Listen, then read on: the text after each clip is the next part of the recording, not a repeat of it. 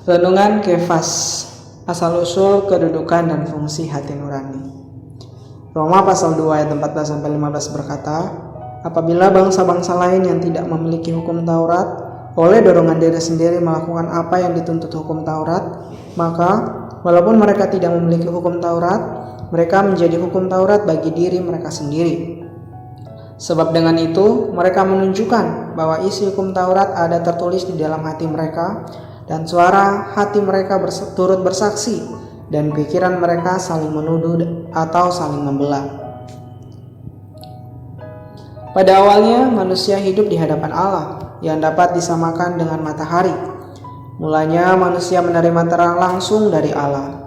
Meskipun terang lilin itu lemah, namun itu bukannya tanpa fungsi. Ketika matahari terbenam, terang lilin mulai berfungsi. Ini sama dengan fungsi hati nurani.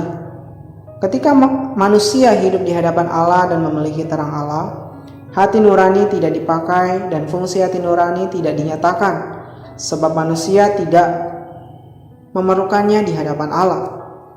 Namun melihat dari sejarah manusia, bahwa manusia jatuh tidak lama setelah dia diciptakan, dia jatuh dari terang ke dalam kegelapan. Setelah kejatuhan ada jarak, suatu penghalang antara Allah dan manusia. Kita harus mengetahui bahwa fungsi hati nurani diaktifkan setelah kejatuhan manusia. Kedudukan hati nurani mewakili atau dapat kita katakan berdiri di tempat Allah di dalam manusia. Meskipun manusia telah jatuh di dalam kegelapan dosa, Allah masih menyediakan hati nurani sebagai sebuah lampu bagi manusia. Allah menaruh manusia di bawah ujian hukum Taurat, tetapi manusia gagal total dalam ujian ini.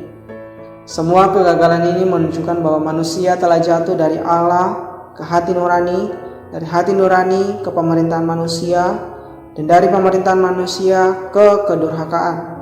Artinya manusia telah jatuh ke titik yang paling rendah. Karena itu, hidup dengan hati nurani yang tidak bercela di hadapan Allah, seperti yang Paulus lakukan, adalah satu perpalingan dari kejatuhan manusia kepada Allah. Ketika kita diselamatkan dan dilahirkan kembali, Roh Kudus masuk ke dalam kita dan menghidupkan roh kita, memberi kita roh yang baru. Pada saat ini, ketiga fungsi roh kita dipulihkan.